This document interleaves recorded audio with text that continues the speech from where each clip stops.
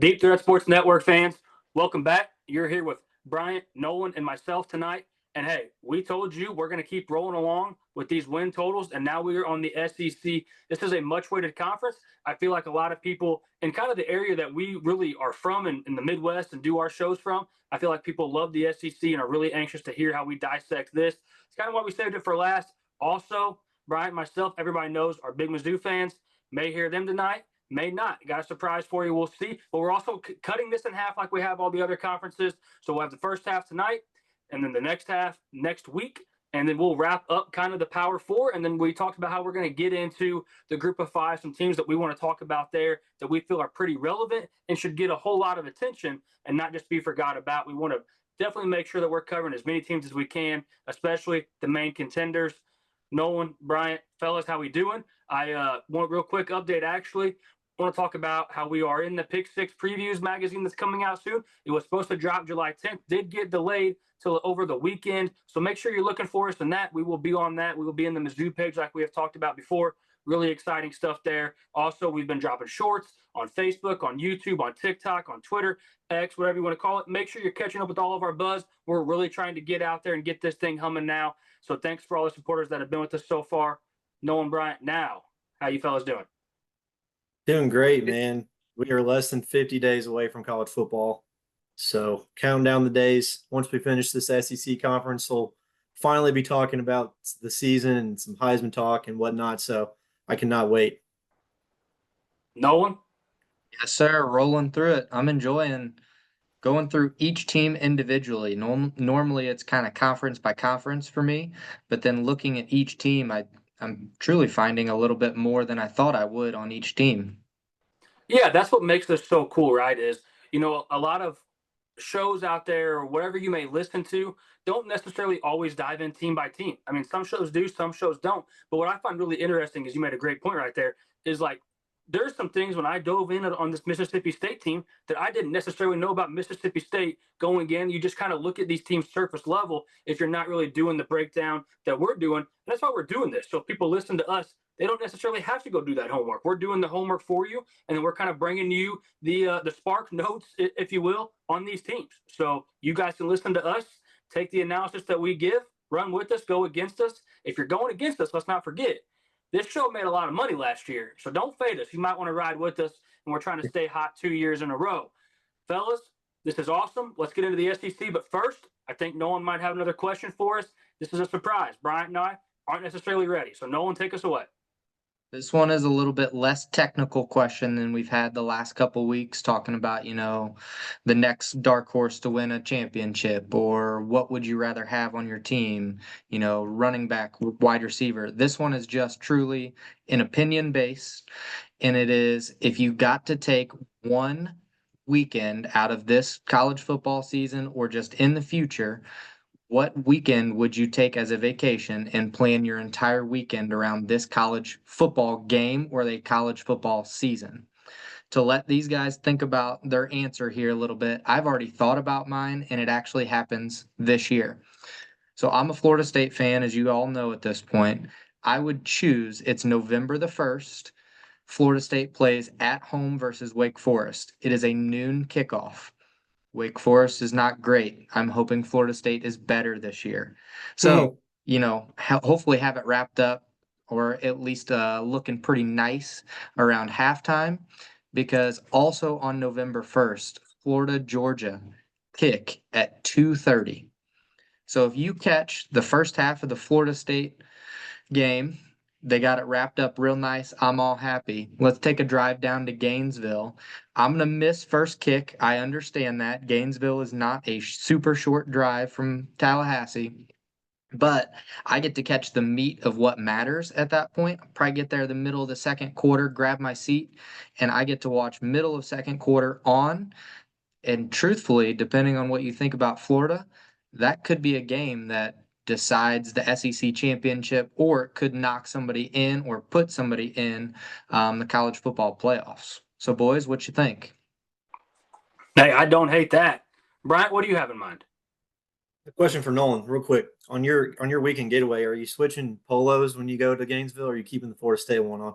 I am keeping the Florida State one on, and it's because Florida State and Georgia, both red-ish colors. I know they're different shades. Nobody kill me on that. But I'll walk in and I'll just blend in with all the Georgia crowd because I'm going to be screaming at Florida too. Man, they ain't gonna let you in. No, Oh, yeah, they will. They may not let you in, man. So I'm gonna roll with the game this year as well, and something I've always wanted to do. I want to go see a whiteout game at Penn State in Happy Valley. That is September 27th this year against Timeout. Oregon. You stole mine. I was September 27th, Penn State, Oregon. Go ahead. So let's go together. Let's just do it together. There you You're right. go. Good answer. We're going to that Vacation. game, and then I'm I'm dead ass. actually gonna continue the road trip on Sunday, and I'm gonna go see. I've always wanted to see a Red Sox game at Fenway, so I'm just Okay. gonna keep driving. I'm gonna watch Penn State, Oregon on Saturday, and then I'm gonna go to a baseball game. Probably a game that's going to decide whether they're going to make the playoffs or not. The next day in Fenway, so that would be my road trip this year for sure. Well, let's just make that a reality. I mean, I'm Let's do it. in at the end of this episode. We're gonna hop on here and look at some ticket prices because I've always wanted to go to Penn State whiteout game too. I think you and I have actually talked about this on the show before. How we really want to go see a whiteout game. I'm all in on this. I mean, I don't care if I got to work like some overtime or something, like sell a kidney. I'm in. Like, I'm all in to go to a whiteout game and watch them play Oregon. I have always wanted to go to Penn State. You stole this right out from underneath me. It's awesome. Great minds think alike, they always say. And hey, I'm in for a Red Sox game too. I am 100% in on that. And that could be one hell of a weekend. Could be like one of those, like, maybe not like once in a lifetime trips, but maybe a once in a lifetime trip for us because we don't always get to get up to Penn State and then watch a Red Sox game too. So, hey, man, I'm all in on this. Bryant, hell of a choice. I love it. I've sent you guys a video like 20 times this year, but the super famous YouTube video when they're playing Mo Bamba against Michigan in that stadium gives me goosebumps, and I have no affiliation with either school. No, me either, but I'm in. I'm completely I in. just looked it up. September 27. It's a 4:10 first pitch, so you even get to sleep in after the game that night. Wow, All right. nice. Well, we can get Damn. drunk too. Hey, I like it. I like where this is going. Yep. I like where this is going, man. Awesome question. You guys, any other trips you would like to take? I mean, there's so many good venues out there. I mean, I could go on for days about this.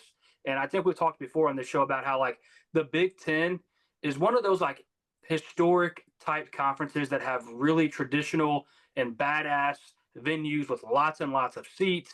I mean, SEC schools as well. I'd love to go to see a game at College Station. I mean, that would be a great environment. Go down to the Grove just for the party atmosphere. Tailgate before the game down there at Ole Miss. I mean, there are so many environments in college football. I mean, hell, Wisconsin may not be good. I may try to buy a ticket just so I can walk in and watch them play jump around like the fourth quarter and then head out. I mean, just there's so many cool traditions. Virginia Tech has some badass traditions. South Carolina's entrance. Clemson, I mean, they just go on for days. LSU, we got to mention them if we're talking about this. So there is so many that we could pick. That was a great question. Absolutely. All right. We're good on the venues. We may just revisit that later down the road throughout the season. Okay. Now it's time for the SEC. We wait no longer. And we're going to kick this thing off with a powerhouse in Mississippi State. An SEC gauntlet team right here. The over-under win total is 3.5. The over minus 160. The under plus 135. Fellas, Mississippi State, I feel as if, correct me if I'm wrong, but has been kind of reeling since the days of Dak Prescott.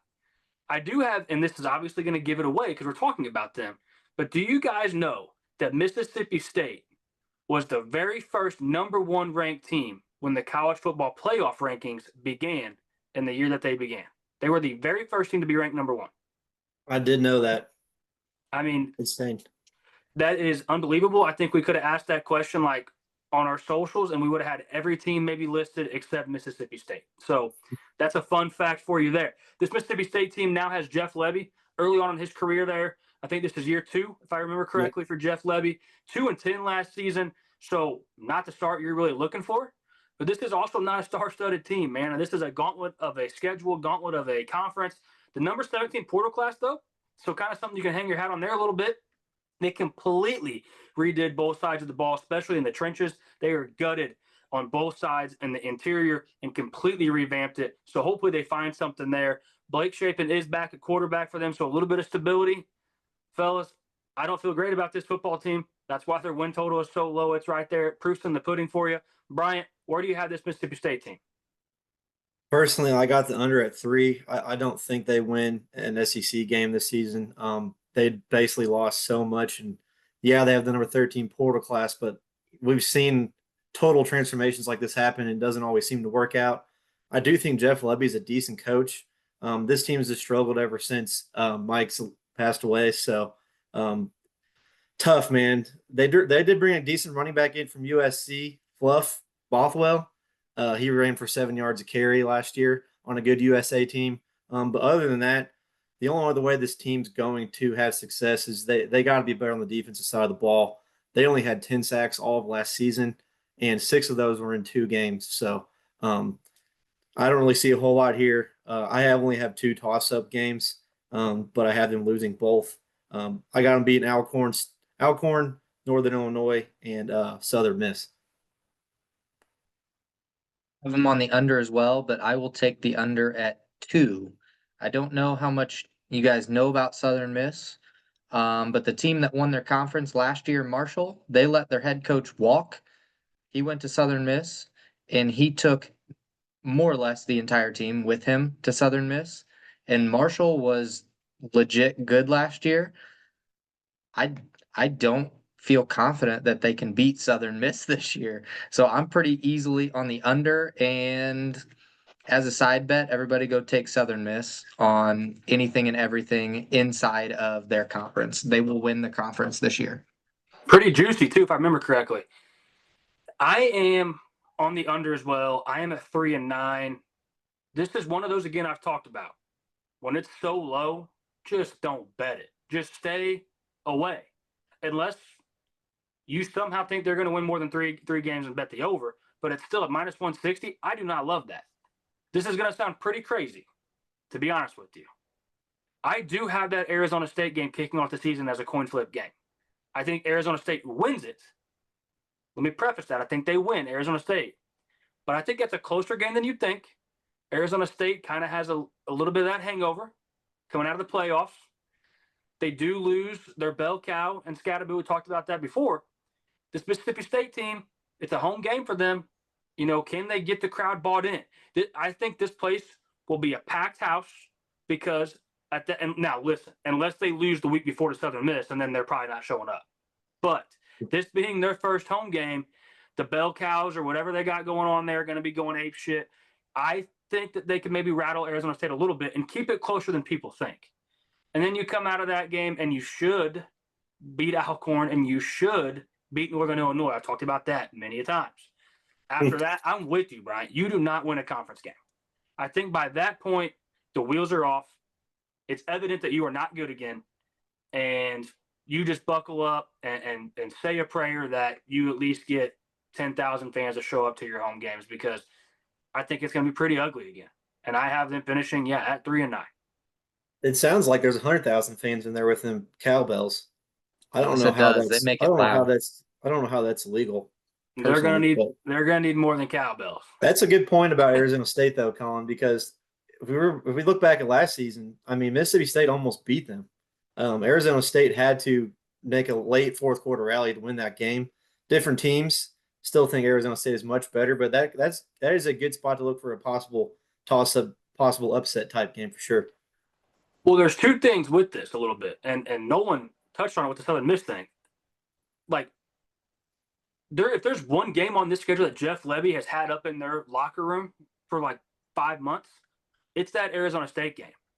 He's telling his team, hey, this is a playoff team last year. This is the team that's picked to win the Big 12, or picked to finish up towards the top of the Big 12, I should say. This is the game you have to go win. Prove to everybody that we're a good team. Prove to everybody that they could buy into us, that we might be a threat as a football team. With that being said, though, are they overlooking the Southern Miss game because they have the Arizona State game with a big X next to it on their schedule ready to go? So that game's going to be very interesting, the very first game against Southern Miss and the Arizona State game. And I think if they somehow win those two, cash the over in the first 4 games, and then they still may not win a game after that. So that's Mississippi State. just not star-studded. And I hope Jeff Libby gets a longer leash, fellas. This might be one of the hardest jobs in the Power Four. Absolutely. If we were to go through and rank it, they are for sure top 3, top 5 at worst, hardest Power Four job in college football. I mean, it's really, really tough at Mississippi State. You're not even the best school in your state, and you're in the same conference. Moving on to Kentucky, over under 4.5 wins, over -118, under -104. This is a Kentucky team that's kind of missed in the portal at quarterback here recently. We had Devin Leary, and what was the quarterback's name last year? Vandergriff? Yeah, Brock Vandergriff. So you have Devin Leary, Vandergriff. You kind of missed on those guys. You know, Mark Stoops, you hear his name all the time, and potential to be fired on the hot seat. 4-8 last season. You bring in Zach Calzada from Incarnate Ward last year. I just don't know if this Kentucky team has it. I really don't. Your probably best portal get, unless I'm forgetting somebody, is Kendrick Law, comes in at wide receiver from Alabama, and you do chalk up the number 10 portal class. Don't love Kentucky. Nolan, where are you at with Kentucky? Got them on the under. Kind of what we talked about last week with the front seven that I decided to pick. They lost all but one of their front seven from last year to this year. They weren't bad on defense. They weren't like bottom half of the NCAA on defense last year, but they could be this year. The offense, I don't think it's going to be great. The secondary should be better, but the big caveat is should be better. I don't believe in their offensive line, and it's really not an easy schedule. You don't get a lot of the bottom feeder SEC teams to try and beat up on. I mean, I don't count many wins. I got them on the under. I don't know what you think, Bryant. I actually have them barely sneaking out with 5 wins, and that's on the backs of how I feel about Tennessee and Vanderbilt. But other than that, I think they could easily go under. There's so many unproven guys on this roster. I mean, they lost some of the best wide receivers in the conference last year in Barryon Brown and Dane Key. Zach Calzada, yeah, he's been in Incarnate Word and A&M, but he's unproven. Mark Stoops, like Colin mentioned, he's got to win some football games, and I just don't really see a whole lot with this team.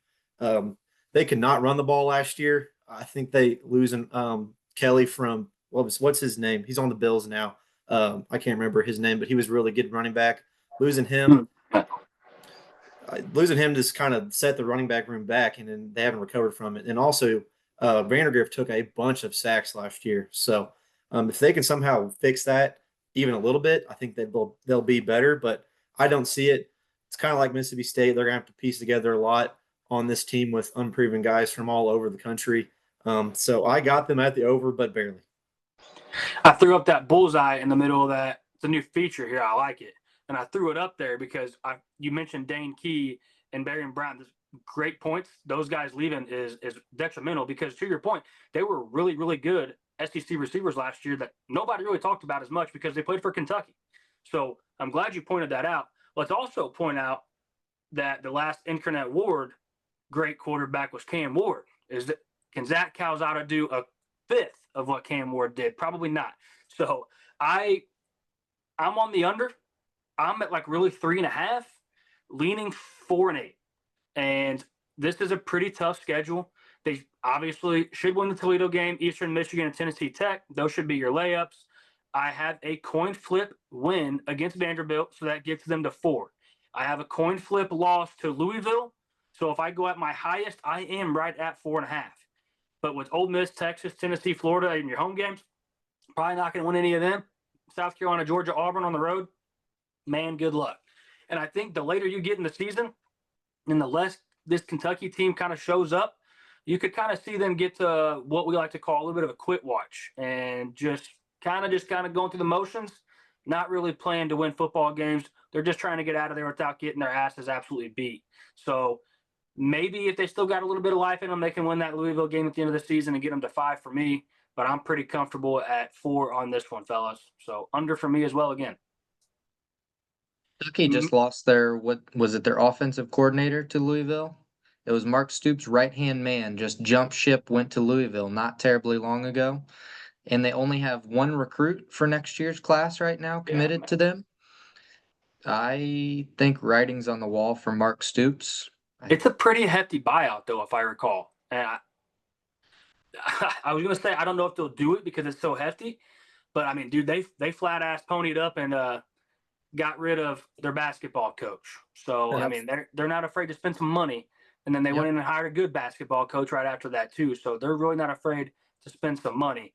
And I don't know. We'll see. What do you think it takes for Kentucky for Stoops to keep his job? Bowl game?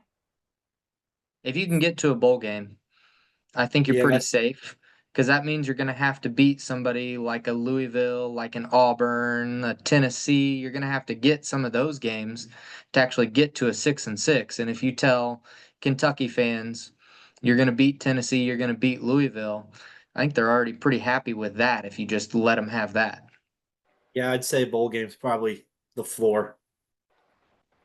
Do Kentucky fans get a little like jaded and unrealistic with expectations because of some of the success that Stoops got them in recent years? Absolutely, it falls right in with how Calipari was. I mean, they thought they were going to win the national title every year, and it didn't Well, happen. It doesn't happen. he recruited at a top 3 level, and he just Yeah, but couldn't they're coach the bringing X's and O's of basketball. they're bringing that mindset to almost any sport that they play. It seems like at that school. So I think they're the same way with football. I mean, this team won 10 games only a couple years ago, so it's warranted in a way. But I think that Mark Stoops deserves a little bit more slack. I feel like than they've given him, but I don't know. You never know in the SEC. The rope is short. Dude, they're another really hard Power 4 football job.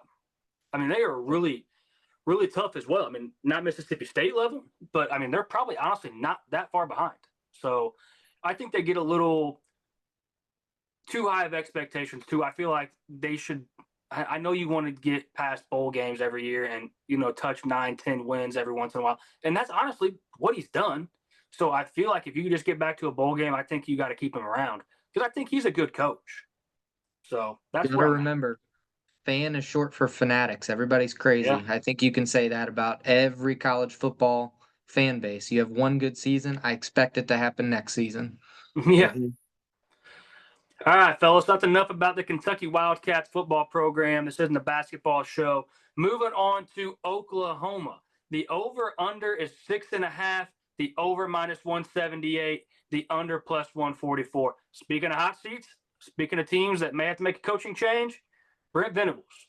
You cannot listen to a hot seat show, read a hot seat article, read a hot seat clipping in the newspaper without hearing the name Brent Venables right now. Their long-time athletic director, who's actually the longest tenure athletic director in college football, actually in college, I believe, is hanging it up. He's retiring at the end of the season. Does that make it a hotter seat for Venables, or does it make it a little bit of a cooler seat for Venables? I'm under the expectation and the realization that I think it would make it a little bit of a hotter seat because maybe that new AD comes in and wants a fresh start with his own guys, or maybe he doesn't want to make a hire out of the gate and get it wrong. So there's a couple of different ways you could go on that. That's also for next season. So they had the number 12 portal class.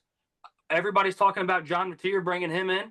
Let's not forget, we are 1 year removed from Oklahoma fans and Oklahoma coaching staff thinking Jackson Arnold's the next Sam Bradford there at Oklahoma. I almost said Sam Darnold. That would have been a hell of a miss. The next Sam Bradford there at Oklahoma. So a little bit too high expectations for Mateer, I believe. Didn't they bring in Mateer's offensive coordinator with him from Washington State? Yeah, Ben Arbuckle. So that is a great pairing. It proved it could work. So what a move by Venables to do that and wrap them both up together. You also bring in Jaden Ott from Cal, who was one of the best running backs in the country last year, under the radar for sure. You have Marvin Jones Jr. come in from Florida State. No one knows all about him. I think he can flat ass get after it if coached well and if he doesn't quit on his team. And you were 6-6 last season. You did kind of hang your hat on the big Alabama win your first year in the SEC, and you beat Alabama. You didn't just beat them. You absolutely boat raced Alabama to keep them out of the playoffs. Deion Burks, Danny Stutzman. Danny Stutzman's off to the draft, or not to the draft. He's been drafted now, so that's a huge loss on this defense. He was definitely the captain and kept that whole defense in check. But Deion Burks is still there at the wide receiver position. Really good talent there, too. So this team lost a lot, retained a lot, gained a lot. I am really confused, to be honest with you, about what I think about this Oklahoma team. Bryant, I know you hate them, so go ahead and go first. Yeah, I'm going to put on my biases aside here. I tried to, but man, I still got them under at 6. Um, I like John Mateer and Ben Arbuckle. I think Mateer was a great quarterback at Washington State, but that is Washington State. Um, we'll see what happens this year in the SEC. And personally, I do not get the Jaden hype. The dude only had 610 yards all purpose last year at Cal. Yeah, he had roughly over 1,700 yards the 2 years before that combined, but your junior year is supposed to be the year you break out. So, Little dinged up, wasn't he, though? yeah, but everybody's dinged up. Man, get off my So, boy Jaden Knott. You just don't like him because he's at Oklahoma. no, I just don't get they're acting like he's going to be the next Reggie Bush. Maybe I'm just reading too many Oklahoma forums, but anyway, I got them at the under at 6. Two away losses against South Carolina and Bama. I think they lose against Texas, LSU, Missouri, and Auburn at home. So I got them under at 6. I think this team could easily win 9 games. I don't know. It's hard to say. I think a big reason they were down last year was injuries. So if they can keep that not an issue, I think that would help them in a big way. But Brandon Venables is on the hot seat. I think he came in with a little bit too big of pants, and it is definitely shown. We'll see if he can turn it around, but I got them on the under. Real quick, wasn't wasn't Oklahoma the team last year that at one point didn't have any scholarship receivers healthy? Yeah, I mean, they were throwing out the guys from the street, man. They went and picked up guys from the campus cafeteria, like the local Chick-fil-A, and we're like, hey man, can you catch some passes? That's why I think Jackson Arnold took way too much heat for what was going on. But Nolan, what do you got for me? Jackson Arnold was definitely the scapegoat last year. Oh, I they have put it all on him, man. I have Oklahoma at 8 wins this year, so I'm pretty easily on the over. And it's kind of to the point of what Bryant said. Wide receiver room decimated. And actually the offensive line, they had a projected 5 in spring camp. Those 5 played 2 games together, and it was the last 2 of the season. So if you tell me you can get your legit starting 5 through spring camp and you can start them first game of the season, big difference. Just having good wide receiver, having good offensive line play. And it doesn't even have to be good, it has to be average. I think Oklahoma's defense is going to be the best thing about them this year. This is a fun stat I came across for everybody. Only 3 teams ranked inside the top 50 in efficiency metrics in defense and special teams. Can anybody name those 3? Defense and special teams. So let's think about this. Well, I'm assuming State. Oklahoma is one of these. Oklahoma's 1. Can you give me the conferences? Are they give me the other 2 conferences? One of them it's going to give away if I give you a conference. One of them is in the Big Ten. I mean, I would assume throwing a dart, it would be Penn State, Oregon, Ohio State would be my guess on one of those 3. Ohio State, and the other one is independent, Notre Dame. So you're telling me you're in company with Notre Dame and Ohio State, and the only difference between Oklahoma and those other 2 is they got killed on injuries and offense? Give me the over, man. Even if you just are an average offense, your defense can carry you to some of those coin flip games. And if Bryant has 6 wins there and we have 3 coin flips, give me 2 out of the 3. And Yeah, that'll take me to 8. I gave them no coin flips, and you know why. Yep. So I'm with all that with Nolan because Brent Venables is obviously going to be able to coach a defense. This is what Brent Venables did at Clemson. He's coached some of the most talented defenses we've seen in the last 10, 15 years. He knows what he's doing on that side of the ball. I think that's where Armbuckle comes into play here, and he's like, I need you to run this offense. I'm going to stay out of your way. I'm the head coach. That the offense is yours. I'm kind of hands off.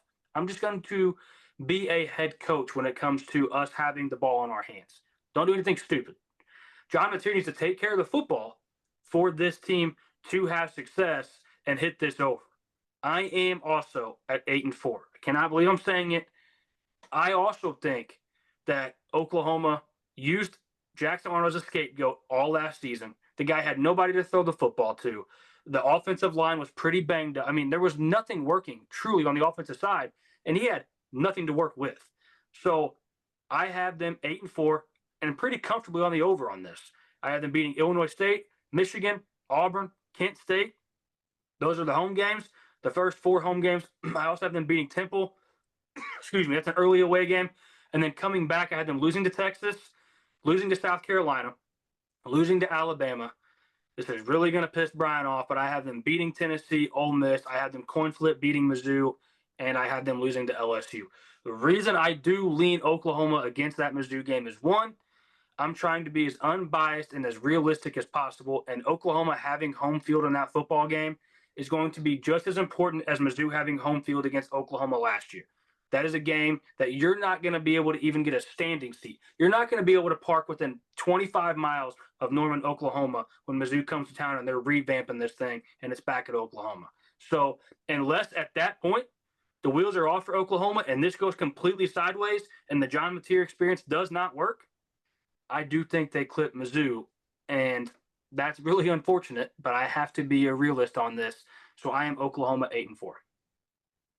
Yeah, I dead serious almost gave them that game too. I just have a bad feeling about it this season, but I don't know. I just think Mizzou matches up with them pretty well on both sides of the ball, depending on quarterback play.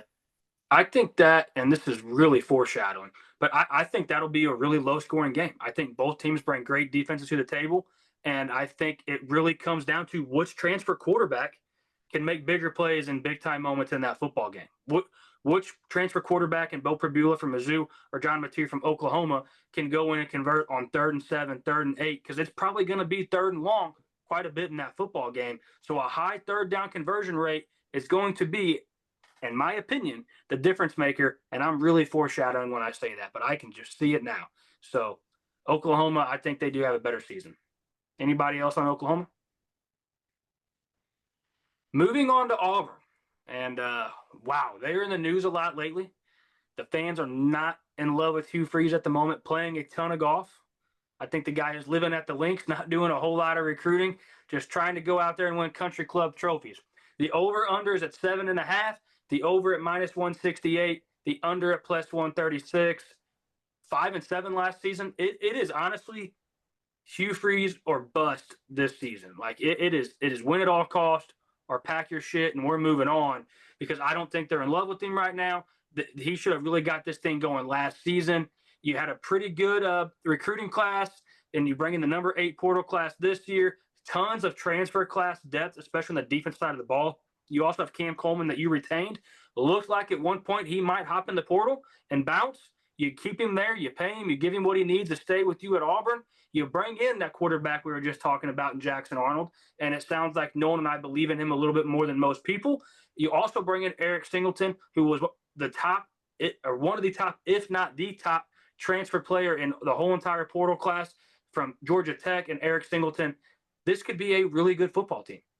This could be a really dangerous football team if Hugh Freeze keeps them in check, keeps the train on the tracks. Nolan, tell me how you feel about Auburn.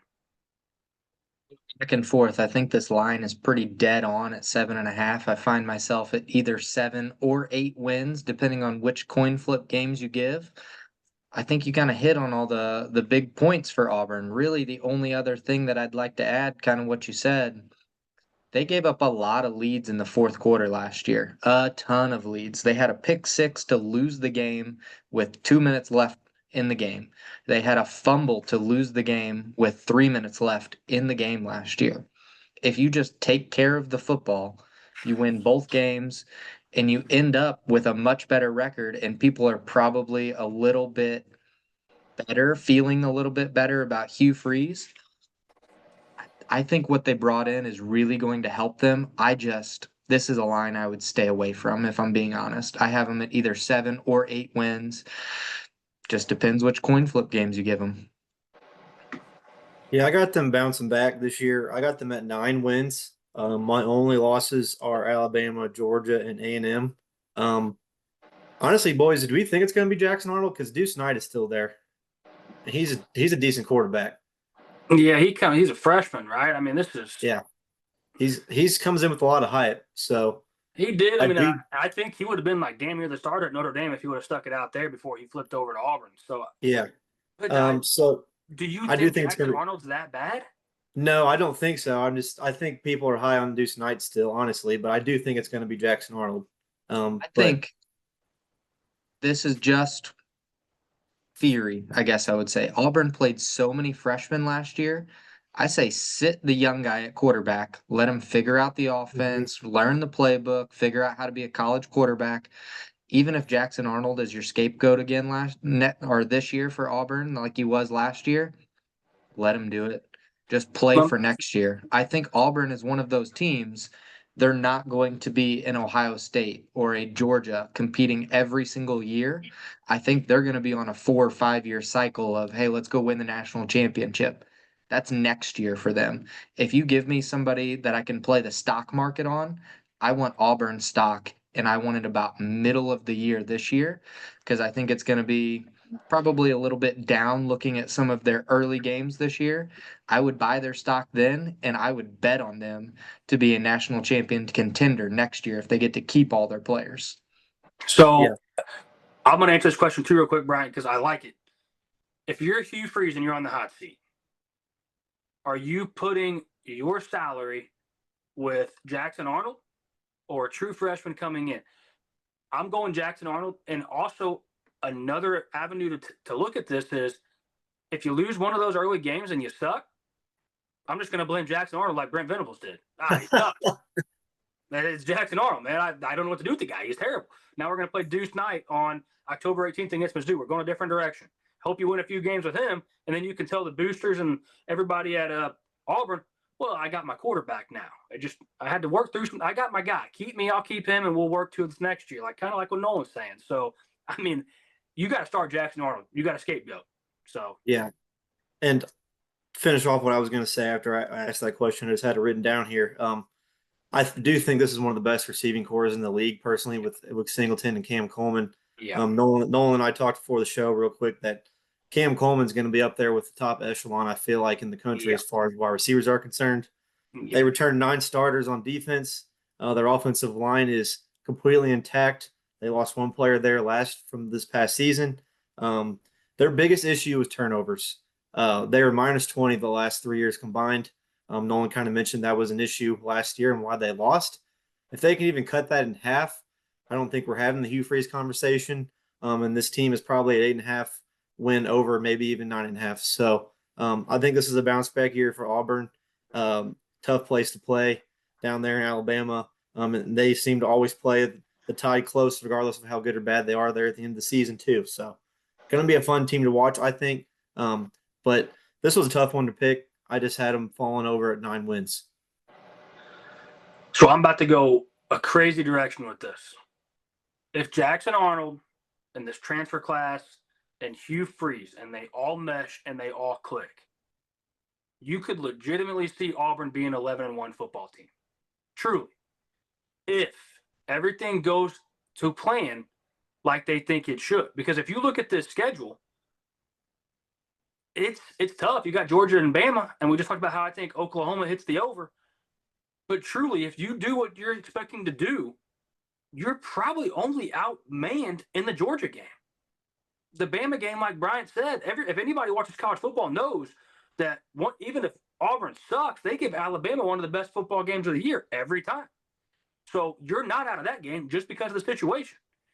You're definitely not out of Kentucky, not out of Mizzou. You're not out of South Alabama, Ball State, or Mercer. You're not out of Baylor. You can bang with Oklahoma. You can bang with A&M. You're not out of Arkansas, not out of Vanderbilt. So if this thing stays on course like they want it, they could truly go 11-1 and march their way into the playoffs. Now, this is why I said it's going to get crazy, because I have them on the under. I really do. I don't think any of this goes to plan. I don't. Tell me Hugh Freeze keeps this thing to plan. He doesn't. He doesn't. I'm not a believer in Hugh Freeze anymore. I think the ship has sailed. I think when it starts off this ugly already, and there's already this many conversations about we need to get rid of him, and there's donors out there that want him gone already, and there's people pissed off because his recruiting sucks right now. That's what he's supposed to be good at. Fellas, there's bad vibes everywhere right now for Auburn. There's too much expectations already for things that are failing already. Now, like I said, I want to believe. And if I were a believer, this is over all day long. But I can't do it. I'm 6-6. I am 6-6. Really, I'm at 6.5. And that's why I'm on the under. I mean, I told you it's going to be crazy because I think this team has the biggest variance in the SEC. Truly. Yeah, extremely. There's such a high ceiling and such a low floor. Like I think you hit it Yes. on the head. You turned that around so quick. I did not expect you to say, but I'm on the under. That was Clayton good. Kershaw curveball, dude. I mean, that's what I told Yeah. you. It's going to be crazy. Who's your 6 losses? So I had them losing to Georgia. I had them losing to Mizzou. I had them losing to Alabama. I had them losing to Oklahoma. I had them losing to A&M. 1, 2, 3, 4, 5. And I had them in a coin flip lean win, but really could be a loss at that Baylor game to start the season. Yeah, But that's a crucial game, honestly, to start the season. There, first that is game. why I'm like all over like 6.5, 7. Like I am dead in that range because I had Baylor losing that game earlier on in the Big 12. The more I kind of shake this thing out and how ugly it is to start out for Auburn and all the shit surrounding them already, I get really close to like 51% chance to win the Baylor game. So, I mean, I'm telling you, I'm all over with Auburn. I stay away from this line seriously because the ship could sink or they could be a damn playoff team. This is going to be one of the teams to sit down and crack a cold one and just watch all season, see how they do, and not be thoroughly invested on either side. Be very entertaining with all those young guys we were talking about. They started 8 freshmen at the end of the year on defense. I mean, they could have Heisman type moments, those Yes. special moments, and then the next play they could turn around and 6 guys are looking at each other in the same zone, and 3 guys are running 50 yards down the field wide open. And Hugh Freeze is over there with his hands on his hips with his clipboard like he does often. Like, seriously, if the Jackson Arnold thing works, they're off to the races. But in their first 5 games, they're going to win the Ball State South Alabama game. They're going to win those. They could play D- football and still win those football games. But on the away side of things, in their first 5 games, they have 3 games: Baylor, Oklahoma, A&M. There's a real possibility that they're 2-3. There is like a legitimate possibility. And at that point, they could come out the next week and they're good enough where they might go out and bang with Georgia. And there's also a real case where they could be 5-0 after those first 5 football games. So just enjoy Auburn football this season. I wouldn't want to be a fan because, Jesus, I wouldn't know what to think. Moving on to Tennessee. The over-under for Tennessee at 8.5. The over plus 104. The under minus 128. Obviously, they've been in the headlines a ton. They had one of the latest starting quarterback changes and all of the, I think actually not in all, I think they were the latest in the Power 4. You kind of swap Nico for Joey Aguilar. I know which direction I lean, and it's not the new Tennessee quarterback in that situation. What I do love about Tennessee is I think Josh Heupel is a brilliant mind as a head coach. I think he's one of the best in the business. And you made the playoffs last year. You had some good things you were building on. You did have some banged up receivers off and on all season, so you didn't really have some consistency there. You kind of rebuilt the offensive line. Lance Hurd's a nice left tackle. You have Brazel and Matthews. You have some nice receiver pieces. Defense should be pretty consistent. You lose James Pierce Jr. to the draft, who everybody that watches our show knows I was all in on him. I did a bit last year, earlier on before the season started, where I was trying to find where I could bet James Pierce Jr. to be the first pick in the draft. That's how good I really thought he was, and he ended up going in the first round, so didn't miss it by too much. But you also lose Dylan Sampson, who was the absolute workhorse for this football team. He was truly the reason they made the playoffs. He is much better than their option now, Deshaun Bishop. Bishop's not bad, but Dylan Sampson was pretty damn nice. So, Bryant, where are you at, Tennessee? Honestly, I'm comfortably on the under at 7. I think this line is really high at 8.5. I think this team takes a big step back. I do like Josh Heupel. He's very innovative everywhere he's been. When he was at Oklahoma, when he was here in Columbia, now at Tennessee, he's always had, it seems like an edge on play calls and an offensive style that needs to be played and how it should be played. But Dylan Sampson, I think, just destroys losing him. Obviously, he went to the draft. That's fine, Dandy, for your school. You want those guys to do that. But he was a workhorse. When Nico was bad, they just handed the ball to him, and it worked out. Got him all the way to the playoff. I don't mind Joey Aguilar.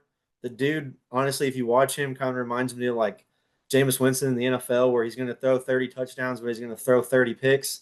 Like the dude is just slings the ball and just house it. You're open somewhere down there, just going to throw it. I mean, he had a 9 interception problem at App State, but honestly, that kind of fits a little bit with Heupel. He wants to throw the ball downfield. He wants to take risks, so it could work. But I have them under at 7.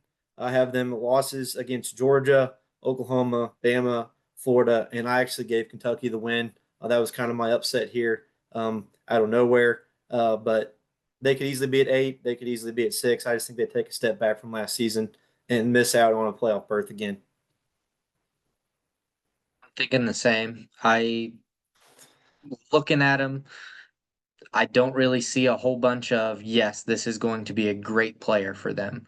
Their running backs, like you said, Dylan Sampson, the year before it was Jalen Wright, and there was a bunch of hype around them going into the season.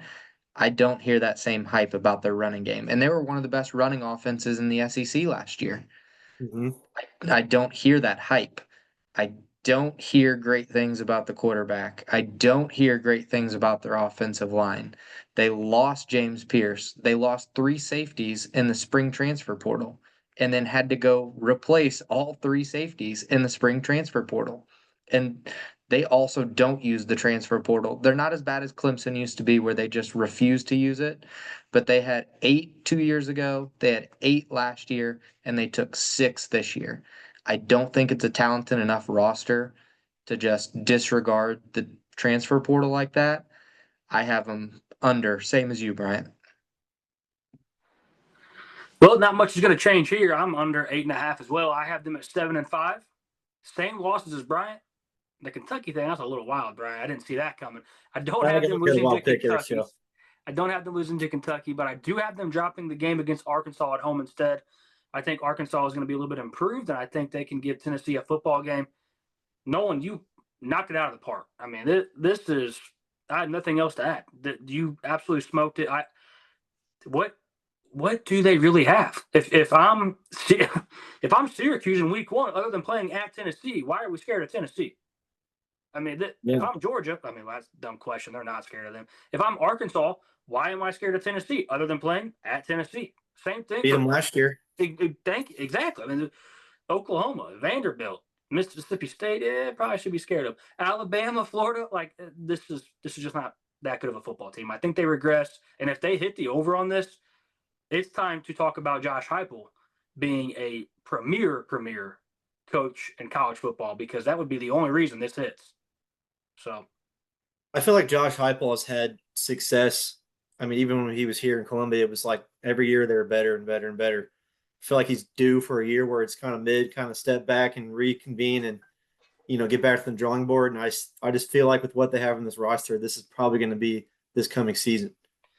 Well, and I mean, and such a massive change for your future plans, such last minute. I mean, that Nico shit was wild. We talked about it on the show before. I mean, the way it unfolded, and just, I mean, how do you recover? They're lucky Joey Aguilar was sitting there and just like, yeah, I'll come over. Switch. Like, I mean, honestly, looking at it now, they probably should have just paid him. God dang, Brian. You can't really keep that kind of player on your team, but I mean, he would have been. How many times did we say if last year? 12 times. Wait, no. He went off on Kent State, so 11 times. No, well, then you sprinkle in the playoff game. So 12 times. Bro. I'm not paying that money for 12 ifs, man. I'm just not doing it. I don't think Joey Aguilar is that much further behind Nico. I think you're really limited. Your ceiling is not as high with Aguilar. I think your floor could probably be relatively similar, but your ceiling is nowhere near equivalent to when you had Nico. And I like what you said. He's a gunslinger. Throw 30 touchdowns, 30 interceptions. But, man, you put him in the SEC, and it might be 20 touchdowns and 30 interceptions. So I just don't love that situation. And I don't get the 8.5 line personally. I don't know. It's the Tennessee name, man.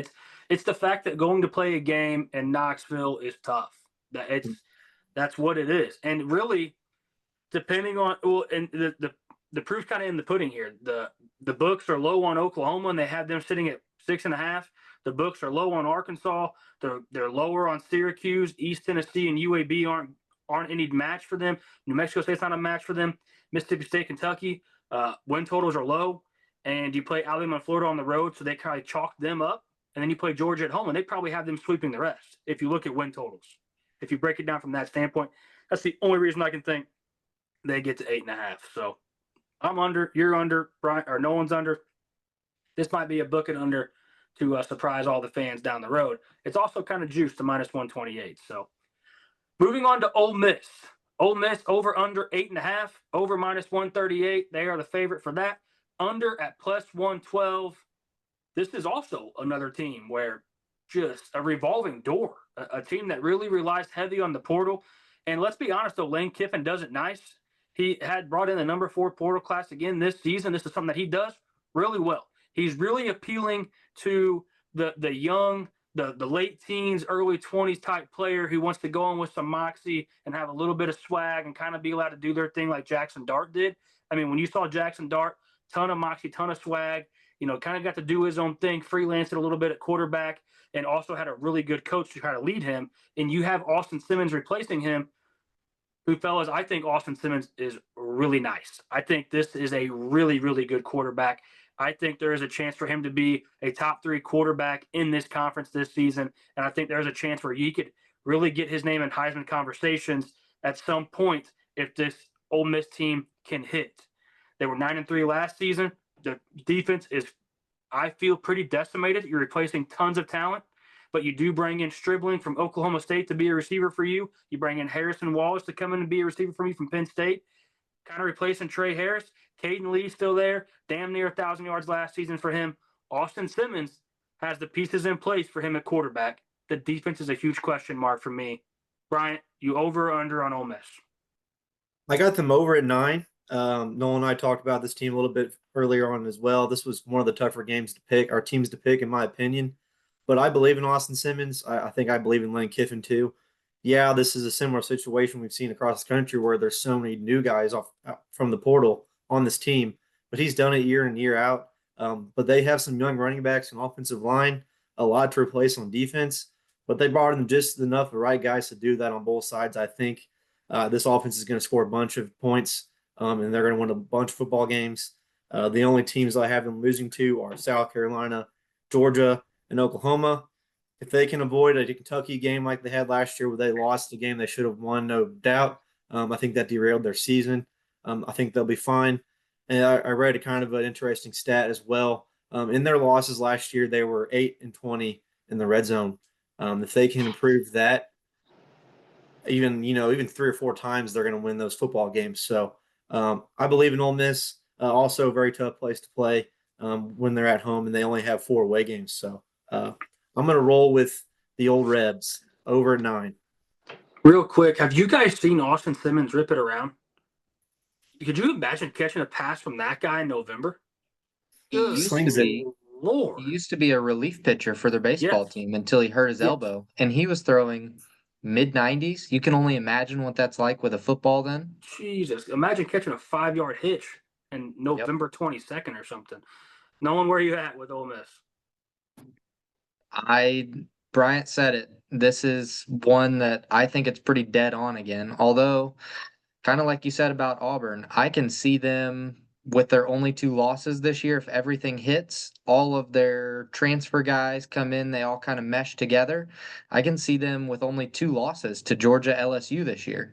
I could also see them, if it doesn't work out, they drop the game to Florida, they drop Georgia, they drop LSU, they drop South Carolina, they drop Oklahoma, and it can go south quick.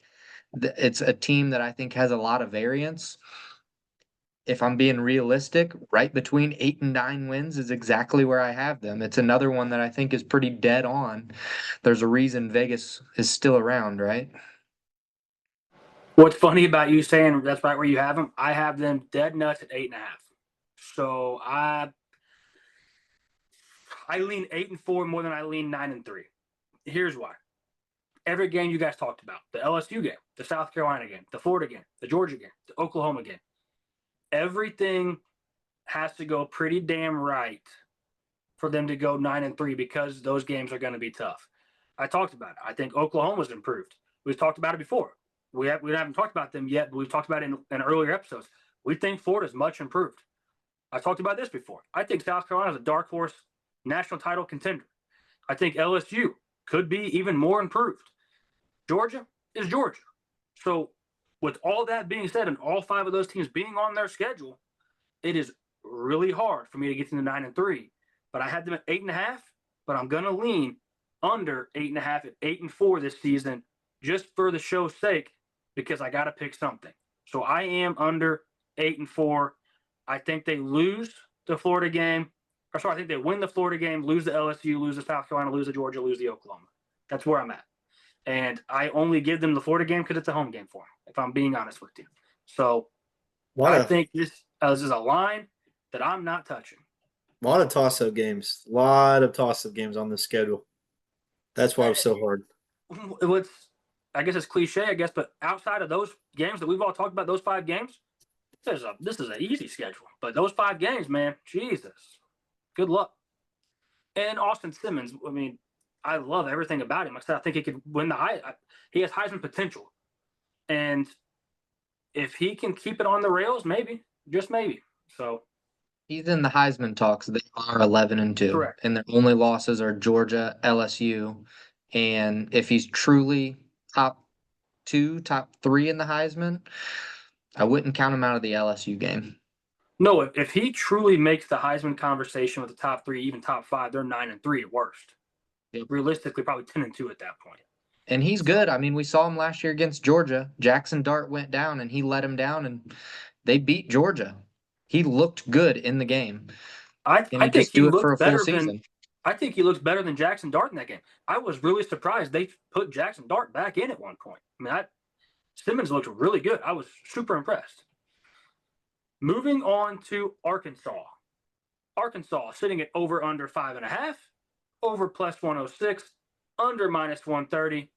Just another team with another coach on the hot seat, and Sam Pittman.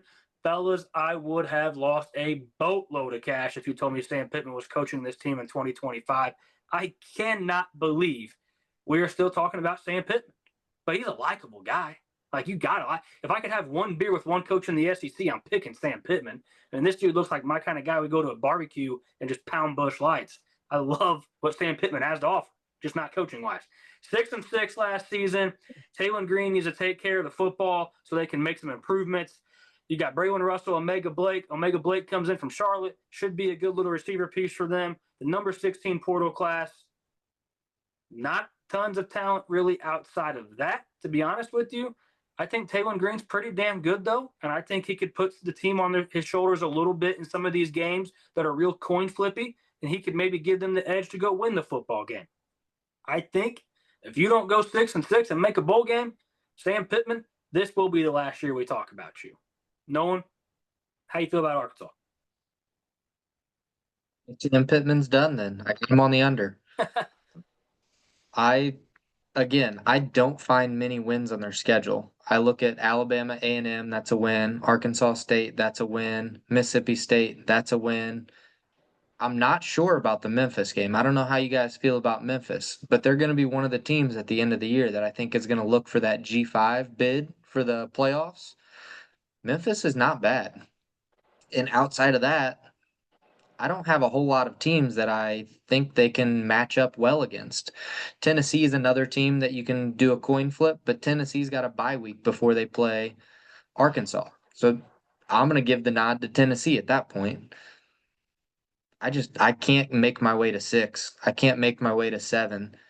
I'm pretty firmly on the under, and it sounds like Sam Pittman's gone. Yeah, this season for Arkansas just screams I'm going to mail it in after like the end of September. Sam Pittman's either going to be fired or honestly he'll probably retire because that guy's done a lot of years in coaching. So yeah, Taylor Green is a pretty good quarterback. I've seen him in person. He's shifty. He's pretty good with the ball as well in the air with not a lot of talent to throw to. This team had a massive issue with fumbles last year. That's kind of a difficult thing to correct, it seems like, down there. Pittman's teams have always had issues with turnovers. So I'm right there with Nolan. I got them at 4 wins. The only SEC game I have them winning is Mississippi State. But they're definitely not beating Notre Dame as at our conference, and I could also see them losing Memphis too. So I'm out. I got them under at 4. Not so fast on that Notre Dame football game, Bryant. When we talked about Notre Dame and we brought them up in the ACC, I said something when we talked about Notre Dame. If Marcus Freeman has dropped a couple of games or a game every season that he's not supposed to drop, why would that change this year? You have to prove it to me before I completely buy into this. When we looked at that Notre Dame football schedule, there was an Arkansas game that stood out to me where they go on the road and they go into Arkansas and they have to play a football game that they may overlook just a little bit. This is very much so a coin flip football game to me with Notre Dame and Arkansas. It is early in Arkansas season. At that point, I have Arkansas at 3-1. Arkansas could be in this football game. Did I give it to them? No, I didn't. So I have them coming in under 5.5 at 5-7. I just got to get a little suspense out there for you guys, make it a little bit interesting. But that seriously, truly is very much so a coin flip game to me. I don't think that's a sure win for Notre Dame. Also, on the flip side of this, I only have 3 sure losses for Arkansas. I don't think they are as bad as you guys are kind of thinking they may be. Now, could they be? Yes. But with that being said, there are so many teams on this schedule where I don't know what I'm going to get out of their quarterbacks either. A&M, I don't know what I'm going to get. Notre Dame, I don't know what I'm going to get. Auburn, we don't know what we're going to get. Mizzou, we don't know what we're going to get. Ole Miss, we don't know what we're going to get. Like, there are a lot of quarterback questions on their schedule. Tennessee, I don't love them. I got them beating Tennessee, Arkansas. I said that a second ago. Obviously, I'm going to stick to it right here. So I do have them at 5-7. If I really break it down how I do my flip games, I have them at 6.5. But I want to stay on the under on this because I feel like the under is way more likely at 5-7 than I do think 6-6 or 7-5 is. And yes, I do think this is Pittman's last year coaching the Hogs. And there's a real chance that if this thing doesn't go the course, that he's probably gone before the season's over. I'm drawing a blank. What's their offensive coordinator's name? Bobby Petrino. Think they bring him back for another round?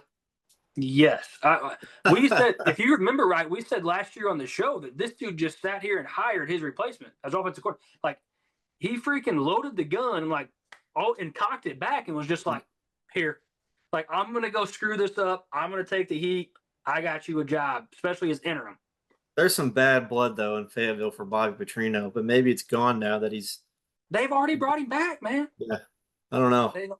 They've already brought him back. Just stay off the Harley or whatever he was driving. Driving cheerleaders on the bus. Just stay off the bike, man. Just stay off the bike. Don't get yourself in a neck brace. I truly this just goes with the SEC, man. I've been pretty hemming and hawing a lot about a lot of these teams because this is a mid-tier SEC where you put every team but like 3 in the mid-tier and then the 2 at the bottom, and you're just like, this could go a lot of different directions. And obviously we have a lot of recency bias in Arkansas because they've been booty cheeks, man. So like, this is why we have this recency bias. This is what they are. There's a chance they could snap it. I think Taylor Green's their best option at quarterback in a while to try to make a difference. I 100% agree. I'm not saying he's great, but personally, I got this written down here. This is a pretty tough schedule, at least for what we've talked about so far. You got LSU, Texas, Ole Miss. Memphis isn't easy, and that's on the road. A&M, Notre Dame. I mean, it seems like they're kind of harder schedule, at least than what we've talked about, I felt like. So I think that doesn't bode well for them either. Okay, let me ask it like this. Would you take Taylor Green or Notre Dame's quarterback situation? Like, if you're picking a quarterback, Taylor Green, Notre Dame's quarterback. Because we don't necessarily know who the for sure starter is Notre Dame. I'm taking Taylor Green. So I think it's a coin flip. Are you taking Taylor Green? Or what's the kid's name from A&M? I'm drawing a blank on him real quick. He came in last year and replaced Wegman. Runs the shit out of the football. Forget his name too. I can picture him, number 10. Yep. Reed? Marcel Reed? Marcel Reed. Had to dig deep and get the hamstring on the wheel there. Taylor Green, Marcel Reed, probably pretty coin flippy, to be honest with you. Jackson Arnold. Taylor Green's good. Yeah, Jackson Arnold, Taylor Green. Bo Perbula, Taylor Green. I mean, so Austin Simmons, I'm taking over Taylor Green, but like that's why I had those games as coin flipping. This Arkansas team really could go better than what we expect.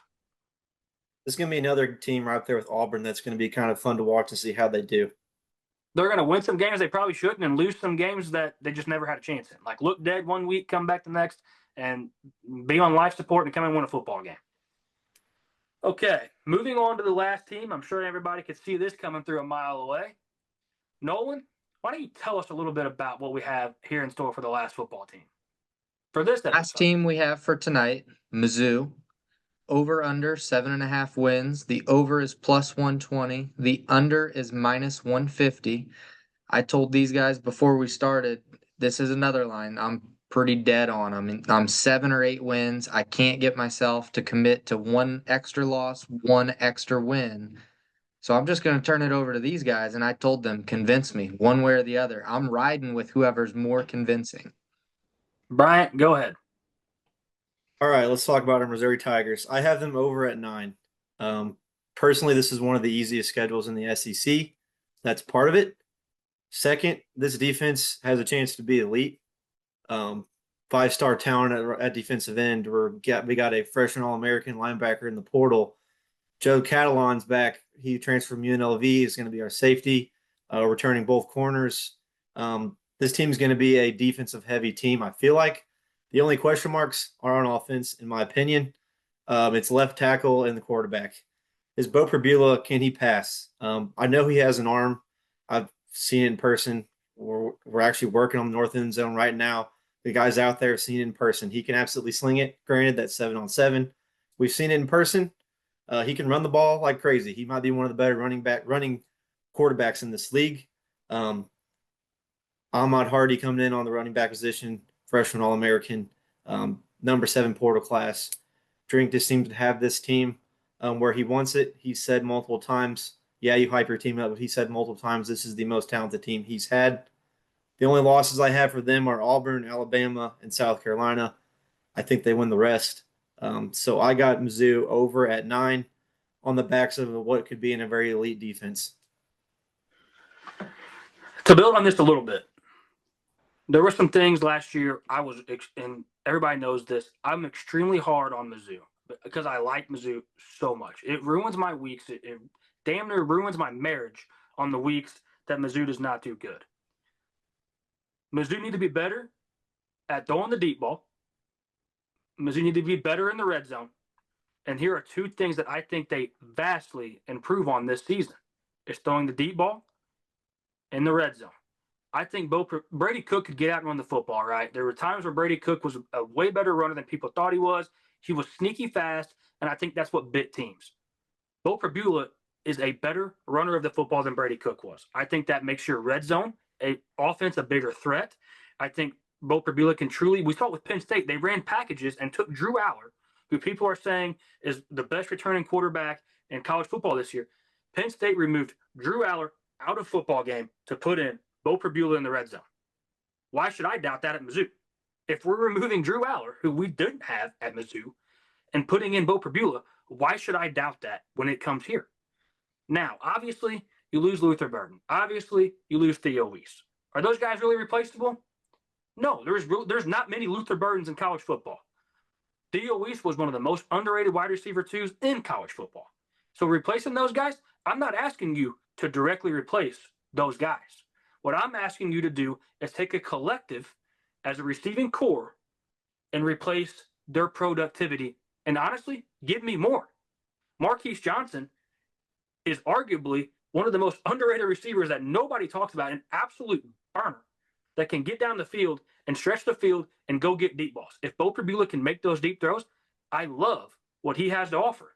If Kevin Coleman can replace the productivity underneath and go be the sure-handed guy on 3rd and 4, run a hitch, run a slant, run an option route, be smart, get him the ball. He is sure-handed. I love Kevin Coleman coming in.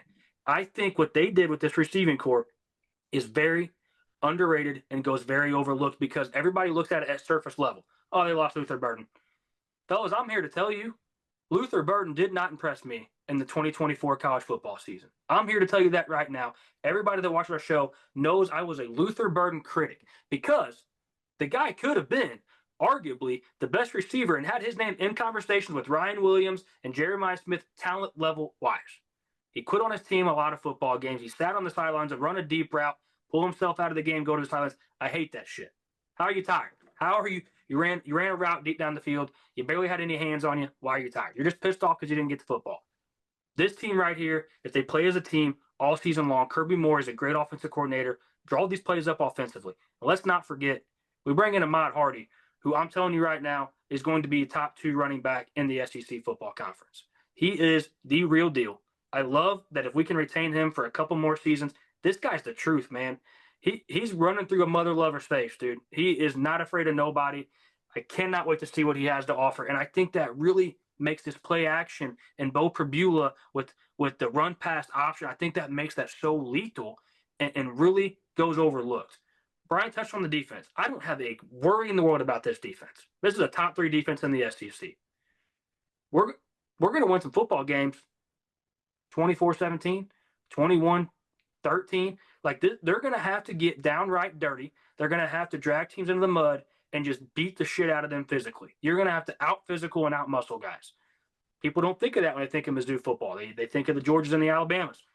But you're going to have to get like that. You're going to have to win games in the trenches, and you're going to have to really lean on this offensive line and hope that the offensive line can piece it together. So I am on the over at 8-4. That is not a homer pick. That is truly breaking this team down. That is truly – I was trying to give them more losses because I feel like when people listen to this show, they're just like, Bryant and Collin for sure on the over. No, I truly tried to break this down and nitpick the shit out of this football team. I think they're way better than people think. I really, really do. I think you lose to South Carolina. I think you lose to Alabama. I think you lose to A&M, and I think you lose to Oklahoma. Those are my losses.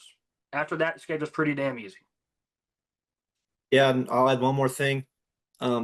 Personally, I think Brett Northleaf, our tight end, excuse me, is one of the best receiving tight ends in this league. He's been hurt like crazy. He's back fully healthy. We got a 4-star tight end transfer from Iowa, tight end U. He's going to get some run at the tight end position. So, I mean, there's another option on offense that Bo has a chance to take advantage of as well. I think it's right in front of this football team. If history is on our side, take the under. But I have a feeling this is going to be a good football team next year. So I'm right there with Collin on the over. And they really lean into this something to prove. Like, listen, I'm not into some of the corny stuff, like there's something to prove all the time, but I get it, man.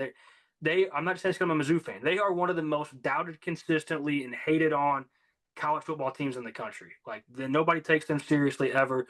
So this is truly their chance to go punch some people in the mouth. And with this schedule, win more games than I'm even giving them. So Nolan, how did we do? Did pretty good. I have 2 questions. I think you guys mentioned both of these teams, Oklahoma and South Carolina. I think it's coming down to those 2 games. We talked about Oklahoma's defense being pretty elite. We've talked here on South Carolina's defense. They have Dylan Stewart at edge. Bryant talks about the offensive line. Yeah. I think it comes down to those 2 games. You guys feel pretty good about those games? You got a home and away, South Carolina at home, Oklahoma away. You just talked about how hard it is to play at Oklahoma. If you split those games, I have you at 8. I have them at 8-4, losing both of those games. Okay. So Who's this your is other kind of funny. wins? Should I go, Collin? Do what, Nolan? Who's your other wins? Walk me through it here real quick. Central Arkansas, Yep. Kansas, Louisiana, losing South Carolina, UMass. Then they then they play Alabama at home, loss. Then you play Auburn, win. Vandy, win.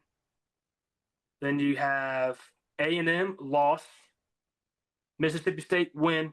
Oklahoma, loss. Arkansas, win. Okay. That's where we differ a little bit. I'm a little higher on Auburn, I guess I would say, with their It's a coin flip for freshmen. me. Yep, Yeah. with their freshmen. I think sophomores this year, I guess I should say, all their freshmen last year, if they all take a step forward, they could be a really, really special defense. But you're also betting on 8 freshmen to take a step forward. I think that's tough to do. Yeah, I think the line's pretty right. This is another one of those. I'm not just saying because I'm a Mizzou fan. This is another one of those Auburn-esque teams. Could see at 10-2. Could see at 5-7. I think the obvious answer is the true X factor is Bo Pribula. What does Bo Pribula do? I think what this team did, and this is not to share on Brady Cook, but Brady Cook, in my opinion, fellas, was not good last year. Was just not good. Drew Pine just not good as a backup option there when he played. If you mean to tell me with a very They won 10 games. Exactly. If you mean to tell me with that schedule right here that team found 10 games last year with that at quarterback, I think Bo Pribula was better. And yeah, I spoke my piece on the Luther Burden thing. So It's gonna be a fun season. You said Bo Pribula is a better runner, correct? Than Brady Cook? He is Than a Brady better Cook. he is a better run designed running quarterback. Is he a better runner than Drew Aller, correct? Yeah. Oh, yeah. I mean, I think you got to take 2 of those coin flip games at that point. If you're giving Auburn, Oklahoma, South Carolina, give them 2 of them. Because if they're going to be better in the red zone, and I'm with you on the Luther Burden take, I was screaming it at Bryant last year at the Oklahoma game. That is horrible. If you get a little bit better, more productive, I should say, not better, more productive wide receiver play, and you have a mobile quarterback with designed runs in the red zone, I don't see any reason why you can't hit the over. If you do it as a collective, as a group in the receiving core, it is very much so attainable. Very attainable. And Kevin Collin plays a game just like Luther Burden. He's not Luther Burden. They were literally almost right neck and neck when they came out of high school as far as rankings were concerned. Both out of Missouri. Kevin Collin was higher than Luther Burden at one point in the early rankings of that receiver class. Had 1,000 yards at Mississippi State last year. I think he can fit right back in the slot on this team and do just as good as Luther did last year. They just have a lot of pieces I think that could work, and it just truly comes down to what I said. Left tackle, we got a transfer from West Virginia starting there right now, and Bo Pribula. So I'd rather have 2 question marks than like 9. I'm with you on that. The way I broke this down is if Penn State and James Franklin and Kotelnicki were comfortable taking Drew Aller off the field and putting Bo Pribula on the field in the red zone for packages, why should Eli Drinkwitz, Kirby Moore, and us 3 not feel more comfortable with Bo Pribula at quarterback in the red zone than Brady Cook? That is truly when I broke this down and looked at it, that's what I did. I was like, okay, I'm in. So that's all right, boys. You got me on the over. Okay, so that means if you're out there listening to us hammer under 5.5 alternate line on Missouri Tigers. So that's why I said if history's the same, we're gonna be pissed in November. We're gonna be pissed in August. Not this season. We're gonna be pissed in August after we beat Central Arkansas by 7. All right, if that's all we have on Mizzou, that is a wrap on SEC win totals episode 1. And fellas, as we went through this, it's just I did my notes on my own, obviously, and we came here, and after listening to you guys talk and me talk about this more and listening to everything out loud, this is a very dicey conference. You know, I think obviously they're top heavy, but this is a conference, man, where damn near like the Big 12, where it could just go so many different directions. I mean, there's a lot of question marks here. There's a lot of what ifs. There's a lot of those situations where we could come out and see quite a few SEC teams in the playoffs and maybe some teams that we necessarily weren't expecting, the way these schedules set up. So moving forward, talked about it early in the episode, we have SEC Part 2 next week. Moving on to the G5 and maybe even sprinkle in some of them new Pac-12 teams. And then after that, we're streamlining ahead and pounding the pavement on some Heisman, some conference winners, and all the good stuff in between. Going to do our playoff picks as well. Fellas, it is getting juicy. We are right there. I can taste college football, and I am so ready to do this with you guys. Nolan, Bryant, you guys, anything else? Sir? I'm good. All right, fellas. Hey, everybody out there, make sure you're picking up the Pick Six Previews magazine, checking us out in there, telling your friends about it, following all our socials. You can find us on X at DT_sports_, TikTok, Deep Threat Sports Network, Facebook, Deep Threat Sports Network, YouTube, Spotify, Apple Podcasts, Deep Threat Sports. That's Nolan. That's Bryant. I'm Collin. Fellas, until next time, peace.